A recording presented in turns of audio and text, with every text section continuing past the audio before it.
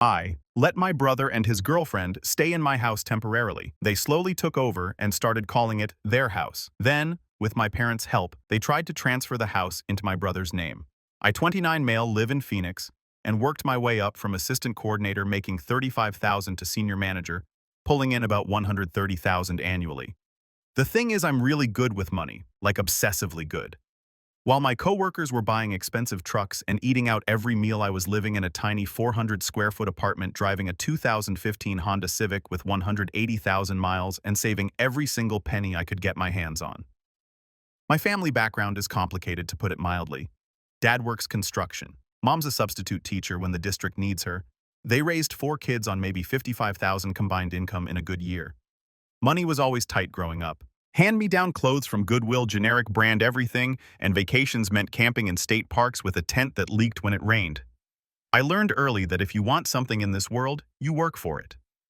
Started mowing lawns at 12, had a paper route at 14, worked at a grocery store throughout high school.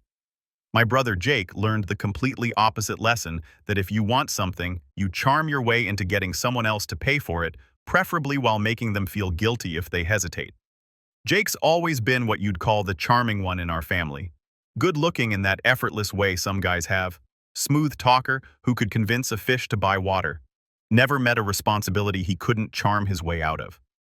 In high school, I was working 25 hours a week at Best Buy while maintaining a 3.8 GPA and playing tennis. Jake was supposedly too busy with football practice to get a job, though he seemed to have plenty of time to party every weekend. I paid for my own car insurance, gas, clothes, everything. Jake's car. Dad somehow scraped together money for a used Mustang. Jake's car insurance. Dad paid it every month without complaint. Jake's college tuition. Parents took out loans they're still paying off 6 years later. Jake's degree. He dropped out junior year to pursue music because his band was going to make it big. Spoiler alert, Jake's band never made it past playing dive bars in Tempe for tip money. Meanwhile, I graduated with a construction management degree and zero debt because I worked part-time throughout college and lived off ramen noodles for 4 years straight. Got hired straight out of graduation and immediately started saving for a house. Not an apartment, not a condo, but a real house with a yard and a garage. In 2021, after 3 years of saving every possible dollar and living like a monk, I finally had enough for a down payment on a 3-bedroom house in Chandler. $275,000 purchase price, $55,000 down payment that cleaned out my entire savings account, $2,200 monthly mortgage. I furnished it slowly over 2 years with stuff from Facebook Marketplace and estate sales. Here's where my best friend Tony comes in. Tony is a 31-year-old electrician who looks like he bench presses pickup trucks for fun and has absolutely zero filter when it comes to calling out nonsense. He helped me wire the whole house during renovation, working evenings and weekends, and gradually became my unofficial life advisor and reality check. Tony has this theory that every family has one person who carries everyone else financially, and that person always gets taken advantage of until they finally snap and fight back. He calls it the pack mule syndrome. Bro Tony told me one Saturday while we were installing ceiling fans, sweat dripping onto my old hardwood floors, "You a pack mule in your family. Your whole family's been riding you since you got your first paycheck at 16, and they're going to keep riding until you either break down completely or buck them off your back." I laughed it off back then, making jokes about how family helps family, and that's just how things work. I should have listened to Tony more carefully. The man's got street smarts that could power a small city. The house became my sanctuary in every sense of the word. I had my gaming set up in the 3rd bedroom with a custom-built PC. I'd saved 2 years to afford a home gym in the garage with equipment I'd bought piece by piece from Craigslist, and a backyard perfect for grilling with a fire pit I'd built myself using YouTube tutorials. Wake up at 6 a.m., coffee on the back porch watching the sunrise, work from my home office until 5, hit the gym in my garage, dinner while watching Netflix or gaming until midnight. Simple, peaceful, completely mine. I never posted about the house on social media, never invited family over for holidays. My family knew I'd bought something, but they thought it was a small condo based on the deliberately vague things I'd tell them. I let them think that on purpose. Experience had taught me that the more my family knew about my finances, the more creative they'd get about finding emergencies that somehow required my immediate financial assistance. But secrets in families have a way of coming out eventually, especially when you start getting too comfortable and let your guard down. In January 2023, Jake calls with a familiar sob story. He and his girlfriend Britney need a place to crash because their lease ended unexpectedly and their new apartment won't be ready for a few weeks. Just temporary, he promises. Could they possibly stay at my place? I'd never met Britney in person, but I'd seen her Instagram through Jake's constant stories. Picture every basic Instagram influencer stereotype. Blonde extensions that cost more than my monthly grocery budget. Fake nails that could double as weapons. Constant selfies with captions like living my best life and blessed and grateful beyond measure. Usually posing with Starbucks frappuccinos or in front of luxury cars that definitely weren't hers. Jake had been dating her for 8 months.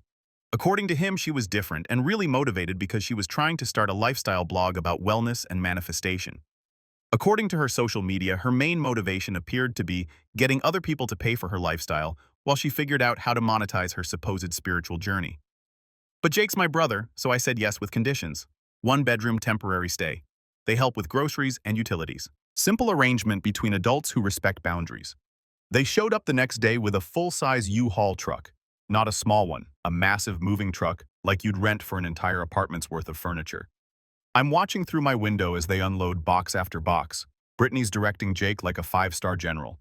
That box goes in the living room. This one goes in our bathroom. Be careful with my mirrors. That's my essential oils collection. Our bathroom, day 1, hour 1, and she's already claiming territory. Tony happened to be there fixing an electrical outlet and started laughing when he saw the truck size. Bro, you see what's happening here? That's not a temporary stay. That's a hostile takeover. Nobody packs that much for a few weeks. Britney walks into my house wearing a crop top that probably cost more than my grocery budget. Fake Gucci slides and sunglasses indoors like she was hiding from paparazzi. First thing out of her mouth. Oh wow, this place is actually pretty nice. We could definitely make this work long-term if we wanted to. Make what work long-term? They're supposed to be there for 3 weeks maximum. She immediately starts rearranging my living room without asking. Moves my gaming chair for her massive pink velvet ottoman that looks like it belongs in a French bordello. Takes down my carefully selected movie posters and puts up live laugh love canvas art and motivational quotes about manifesting abundance. Sets up an elaborate skincare routine on my bathroom counter with serums, masks, and electronic devices making weird humming noises. Don't worry about the changes, she tells me with this patronizing smile. I'm basically an interior designer. I studied it for a semester in community college before I found my true calling. I didn't ask for interior design help. I'd spent 2 years getting my place exactly how I wanted it. Day 3, she's ordering DoorDash twice daily and having me sign for it since she's too busy creating content. Day 5, she's given my address to her nail salon for mobile manicures in my living room while I'm trying to work. Day 7, she's hosting Instagram live streams, talking to her 3,000 followers about manifesting abundance in our new space. Our new space, not my house where she's a temporary guest.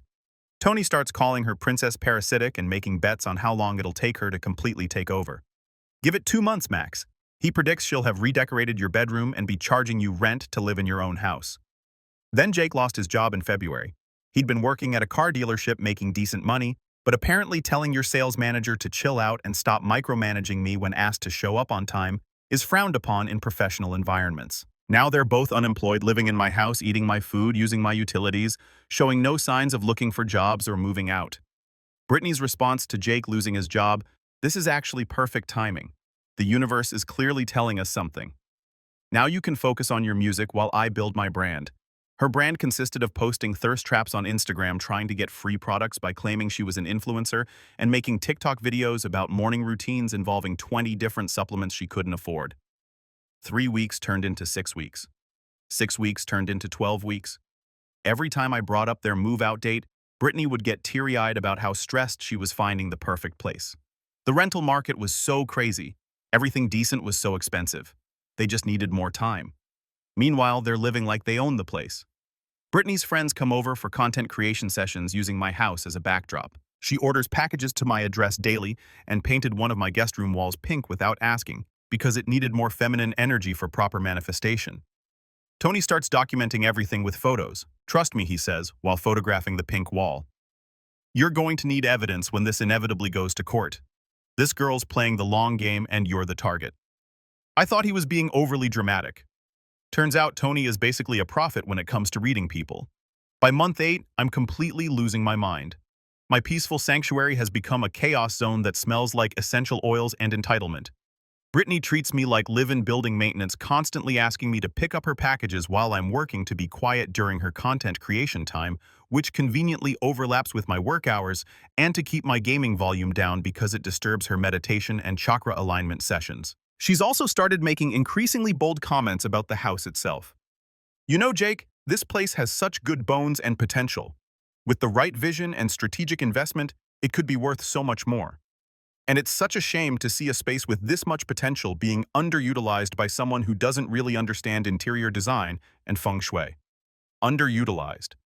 I live here every single day. I work here. I pay for every square inch of it. The breaking point comes when I get home early one Thursday and find Britney giving a complete house tour to her friend Madison, who's filming everything with professional lighting equipment and multiple camera angles. And this is the kitchen, which obviously needs a complete gut renovation, but it has really good bones. The master bedroom is absolutely huge. Jake and I are already planning how we'll redecorate when we officially take over ownership. We're thinking of knocking out this wall to create a walk-in closet. When they officially take over ownership, what does that even mean? I clear my throat loudly from the doorway.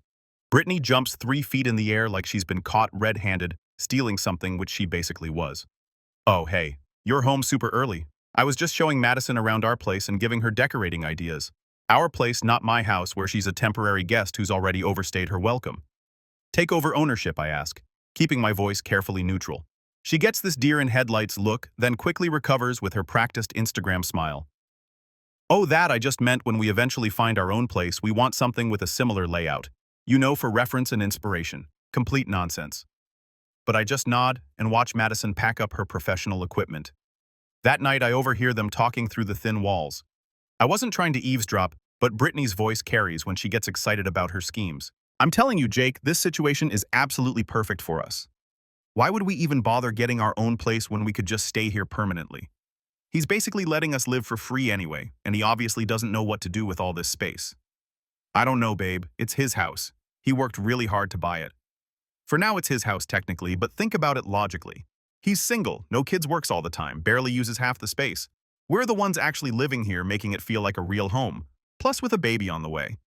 Wait, hold up. What did she just say? Your parents already love me way more than they've ever liked him, and families help families right, especially when there's going to be a grandchild involved. Their first grandchild. She's pregnant. Since when? You really think they'd actually help us get the house somehow? Baby, your brother makes serious money and spends it on nothing but video games and computer equipment. Your parents have been worried about him being alone forever, probably dying single and childless. A house this big for one antisocial person that's just selfish and wasteful, especially when their son is trying to start a family and provide them with grandchildren. I'm recording this entire conversation on my phone, hands shaking with anger. Tony was absolutely right about needing evidence. The next morning, Britney announces the pregnancy with all the subtlety of a freight train. She accidentally leaves a positive pregnancy test on the kitchen counter where I'll definitely see it. Then acts all surprised when I notice it. Oh my gosh, you weren't supposed to see that yet. We wanted to tell the whole family together. Jake's grinning like he just won the lottery instead of getting trapped by a professional manipulator. Surprise, bro. You're going to be an uncle. Isn't this amazing? I fake enthusiasm while internally screaming and planning my escape route. That weekend, they invite my parents over for dinner at my house using groceries I paid for without asking me. I come home to find my parents at my kitchen table while Britney plays perfect hostess. She's in full performance mode, wearing a flowy maternity dress that emphasizes her barely there bump, talking about how blessed they are to be starting their family in such a loving, stable home environment. My mom is eating every word like gospel truth. Oh, Britney, you're just glowing. And this house is just absolutely perfect for raising children. I know, right? Jake and I were just saying how this feels like our forever home. We could really see ourselves building a whole life here, raising our kids in this neighborhood. Building a life in my house, raising kids in my house, kids plural. Dad starts talking about how expensive it is to raise kids these days, how hard it is for young couples to get started. Britney nods along sympathetically, occasionally placing her hand on her stomach, looking overwhelmed. It's just so stressful, she says, with practiced vulnerability. Houses like this are completely out of our budget range. Everything we can afford is just not suitable for raising a baby safely. She's laying the groundwork perfectly. I can see the manipulation happening in real time, and my parents are falling for every single word. After dinner, Mom pulls me aside. That girl is absolutely perfect for Jake. She's going to make such a wonderful mother. You're so lucky to have them here. This house was honestly way too big for just you. Anyway, I bite my tongue hard enough to taste blood and just nod along. Tony stops by later after my parents leave and I fill him in on everything. He's not even surprised anymore. Called it months ago.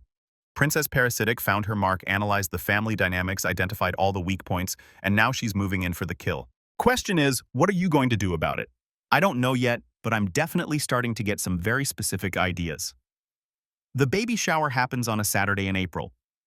Originally, it was supposed to be at my parents' house, but Britney somehow convinces them that my place would be so much more spacious and perfect for photos and would really show how much family means to all of us. Of course, she doesn't ask me directly. She has Jake approach me with the request, framing it like they're doing me a massive favor by letting me host this wonderful family celebration. Britney thought it would be really special to have the shower at your place since you've been so generous letting us stay here. Plus, she's been working so hard to make the house look amazing for the professional photos she's having taken. Make the house look amazing. It's my house. It already looked exactly how I wanted it to look. But somehow I end up agreeing to host a baby shower for 30 people while being treated like hired help instead of the actual homeowner.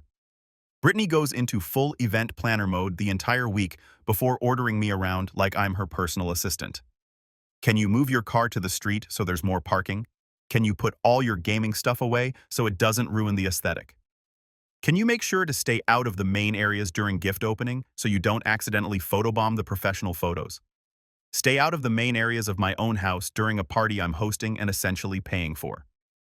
Tony shows up early Saturday morning to help set up, but really to watch the chaos unfold and document everything.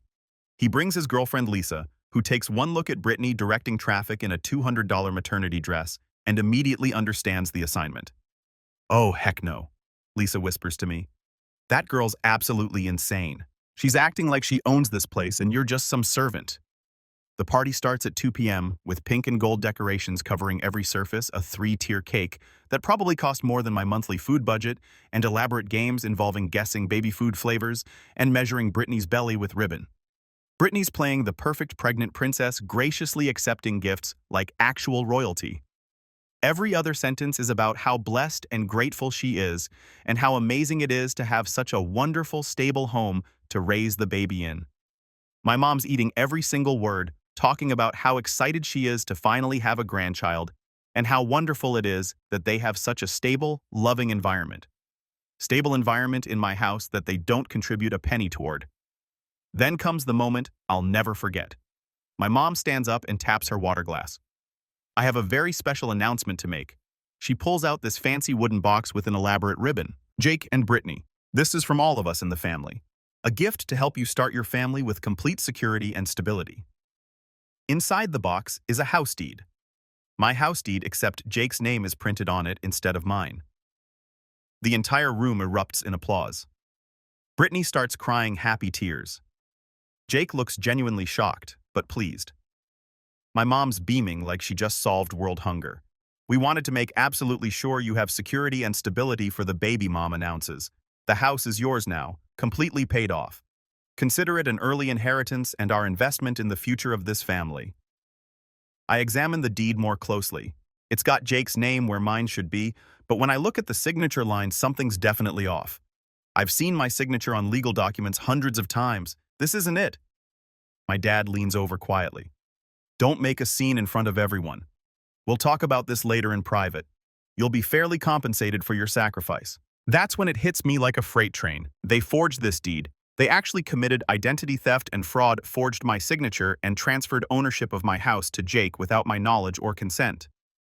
I don't make a scene. I just excuse myself politely, go to my bedroom, and start making very important phone calls. First call my lawyer, second call a locksmith, third call a moving company, fourth call Tony. It's time for Operation Pack Mule Liberation. Game on. Monday morning, 6 a.m. sharp. The locksmith arrives exactly on schedule. By 6:30, every single lock in the house has been changed. By 700 a.m., Tony's there with his work truck and 3 of his biggest electrician buddies, all eager to help with what Tony's calling Operation Pack Mule Liberation. Jake and Britney are still fast asleep when the professional moving crew shows up at 8 a.m. with a full-size truck and enough boxes to pack up a small apartment. I bang loudly on their bedroom door. "Rise and shine, it's moving day." Jake opens the door looking completely confused and half asleep. What? Moving day. What are you talking about, bro? You've got exactly 2 hours to pack up all your belongings and get out of my house. Anything left behind after 10 a.m. becomes my property. Britney appears behind him wearing a silk robe that probably cost more than most people's monthly rent. Excuse me. This is our house now. You literally cannot just kick us out. I hold up my phone showing the crystal clear recording of their conversation from months ago where she explicitly laid out her entire plan to take over the house. First of all, that deed you got yesterday completely fraudulent. My signature was forged, which makes it a Class 4 felony in Arizona. Second, you've been trespassing in my house for over a year without paying rent. Third, I have recordings of you planning to steal my property. You have exactly 2 hours. Jake's trying to process this while simultaneously trying to wake up. But the deed mom said it was all legal is fake. I already called my lawyer and filed a police report. Show me a single mortgage payment, insurance payment, or utility bill with your name on it. Brittany's face is turning increasingly red. You can't do this to us. I'm pregnant. You're literally going to throw a pregnant woman out on the street. I'm evicting a squatter and a wannabe identity thief who happens to be pregnant. The pregnancy isn't my problem or responsibility. Tony and his crew start bringing in moving boxes. We're here to help you pack efficiently and safely, ma'am, purely for your convenience and to avoid any property damage. The next 2 hours are absolute chaos. Brittany's screaming about how this is illegal, how she's calling the police, how her father's a lawyer who's going to sue everyone involved. Her father's not actually a lawyer. He sells insurance and drives a 2018 Camry. But she's clearly panicking. Jake's running around frantically trying to pack their massive amount of stuff while also trying to calm Brittany down and figure out what just happened to their perfect plan. My mom shows up around 9:30 a.m. absolutely furious. What do you think you're doing? That's their house now. We gave it to them. I calmly show her the police report I filed for identity theft and fraud. Mom, they forged my signature on legal documents. This is a serious felony. Do you want to be considered an accessory to fraud? Her face goes completely white when she realizes they actually committed a crime. Meanwhile, Brittany's having a complete emotional meltdown, crying and screaming about the unfairness of it all. At one point, she dramatically throws herself onto my couch and wails, "This is so unfair! We were building a life here." Tony can't contain himself anymore. Lady, you were building a life with someone else's money in someone else's house while contributing absolutely nothing except drama and entitlement. That's not building a life. That's being a parasite. By 10 a.m. exactly, they're gone. Brittany's still screaming threats from the driveway while Jake loads the last of their stuff into the moving truck. She's already posting Instagram stories about being illegally evicted by toxic family members and asking for donations. I watch them drive away from my front window. Tony hands me a cold soda and grins. Phase 1 complete, he says. What's Phase 2? Phase 2 is where things get really interesting.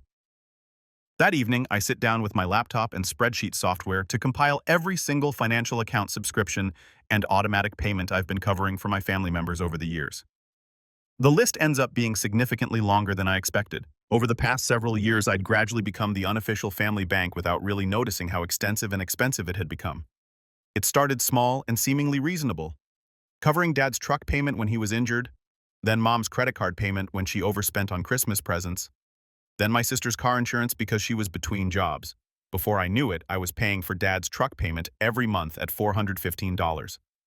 Mom's car insurance at $175 monthly, my sister's phone plan at $82 per month, my parents' streaming services, which combined cost $64 monthly for Netflix, Hulu, and Amazon Prime. Uncle Rick's storage unit at $125 monthly, the family phone plan upgrade, which cost an additional $42 monthly for unlimited data, and various family emergencies that averaged about $280 monthly, including car repairs, medical bills, and utility payments.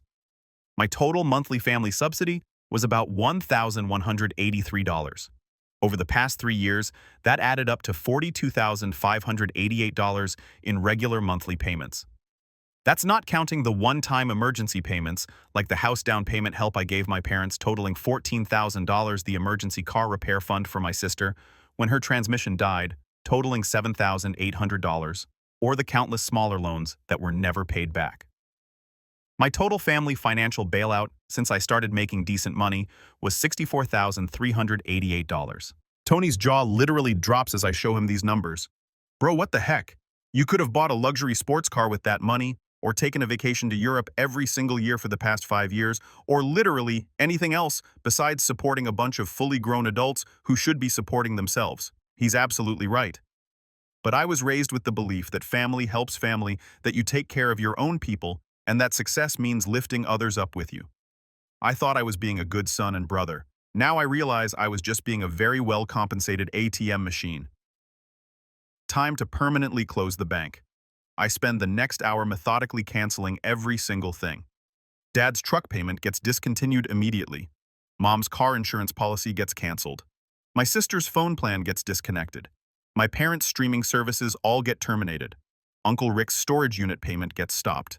The family phone plan gets downgraded to basic service. Every single automatic payment to any family member gets discontinued permanently. Then I draft a group email to send first thing Tuesday morning. I want them to discover the full scope of what they're losing all at once for maximum impact. But first, I make some strategic phone calls to limit their damage control options. I call Dad's boss at the construction company. Hey, this is awkward, but I thought you should know, someone might be calling claiming to be my father asking about emergency loan assistance or advanced pay. My family's been having some serious financial issues. Just wanted to give you a heads up. I have the same conversation with Mom's principal at the elementary school where she substitutes and with my sister's current boyfriend's parents. Tony is absolutely dying laughing. You're scorching the earth behind you. I love it. Tuesday morning, I send the group email with all the family members copied. The subject line reads, Financial Independence Day. And the body explains that after this weekend's events, I've decided it's time for everyone to achieve true financial independence, effective immediately. All automatic payments from my accounts to theirs have been permanently canceled. All shared services have been discontinued. All emergency financial assistance has ended permanently. And all outstanding loans are now due in full with accumulated interest. I attach helpful financial planning resources, including personal budgeting worksheets, local job search websites, and information about government assistance programs they may qualify for. My phone starts ringing within 15 minutes of sending that email, cutting them off financially. I don't answer a single call. Week 2, the real consequences hit. Dad's truck gets repossessed from the construction site, embarrassing him professionally. Mom's car insurance lapses, and she gets pulled over, resulting in a ticket and court date. My sister's phone gets shut off mid-Instagram story, which she considers a personal tragedy. I know all this because my cousin Amy keeps sending updates. Amy's the family gossip coordinator, but she's smart. Never asked me for money and thinks what they did was unforgivable. Your mom had to take a part-time job at Walmart. Amy texts with a secretly taken photo. She's working self-check checkout, looking absolutely miserable. My mom, who used to brag about her successful son, is now scanning barcodes for $12 an hour. Your dad's riding the city bus to work now. Saw him at the stop looking completely defeated. Jake and Britney are living in her parents' basement paying rent. Britney's crying on Instagram and started a GoFundMe for apartment deposits. The GoFundMe raised exactly $47 after 2 weeks. Hilarious. Week 3 brings waves of desperate calls. Sister calls from work since her phone shut off. I think there's been a huge misunderstanding. Mom leaves a voicemail about discussing this like reasonable adults. Dad tries, your mother's crying herself to sleep every night. I don't call anyone back. I'm done being their emergency contact for self-created problems. Week 4, they show up for a full family intervention. I'm expecting this, so I've installed a Ring doorbell and security cameras. Tony's over for UFC fight night, grinning like a maniac while recording everything. The whole family's assembled on my porch like they're here for a funeral. Britney's wearing an oversized sweater to emphasize her pregnancy bump, practicing her most pathetic expression. What do you want, I ask through the intercom without opening the door. We want to talk as a family, Mom says. The same family that committed identity theft against me. Jake speaks up after Britney elbows him. Bro, we're literally living in Britney's parents' basement paying $800 rent plus utilities. We can't afford it long term. Here's how we work this out, I say. First, Jake and Britney publicly apologize on social media for attempting to steal my house and admit they forged. Second, get actual jobs and pay your own bills like functioning adults. Third, pay me back every penny I've loaned or gifted. $64,388 plus interest. That's completely ridiculous, Britney shouts. We don't have that kind of money. Then I guess you better start earning it. They stand there 10 more minutes, with Britney getting increasingly dramatic. She actually sits on my porch steps crying about how stress is dangerous for the baby and how I'll be responsible if something bad happens. I don't acknowledge the manipulation attempt. Week 6 brings the real begging campaign. Britney texts from her mom's phone with a hospital bed photo. I had to go to the emergency room because of severe stress. I screenshot it and send it to Tony with level 10 manipulation attempt in progress. He responds, "Don't fall for it. Princess Parasitic is pulling out all the stops." She tries again. "Don't you care about your own niece or nephew? What kind of uncle abandons family?" Then gets truly desperate. "I'll leave Jake completely. I'll disappear forever. Just please help him get back on his feet financially." Now she's throwing Jake under the bus to save herself. Week 8. Jake shows up alone looking absolutely terrible. Lost 20 pounds unshaven, wearing clothes that need washing. "Can I please come in? Just to talk for 5 minutes?" I let him in, recording everything for legal protection. Jake sits on my couch, staring at his hands for a full minute. "She left me," he says finally. "What, Brittany left me last week. Moved back in with her ex-boyfriend from college. Says the baby probably isn't mine anyway." Plot twist. I genuinely wasn't expecting. She was cheating the whole time, getting money from him, from me, probably from other guys too. I'm just the one stupid enough to try getting her an entire house. He looks up with tears in his eyes. "You were completely right about her from the beginning. She was using me, using all of us. The second things got difficult, she just disappeared." He's actually crying now. "I'm really sorry, man. I genuinely messed up. I know I took advantage of your generosity and let her manipulate me into doing something terrible to you. And that's when I realized I completely won. Not just the house situation, everything." I sat down across from him. "Jake, you want to earn back even a tiny bit of my respect? Get any job. Work 6 months straight without asking anyone for financial help. Prove you can actually take care of yourself. Then maybe we can talk about slowly rebuilding some kind of relationship." He nods eagerly. "Yes, absolutely. I'll do whatever it takes. And if I ever see or hear from Brittany again, we're done forever." "Understood. Completely understood." I slip him a 20, get some food, get a shower at the gym, start job hunting tomorrow morning. As he's leaving, he turns back. "For what it's worth, this house looks really good. Better than when we were here messing it up."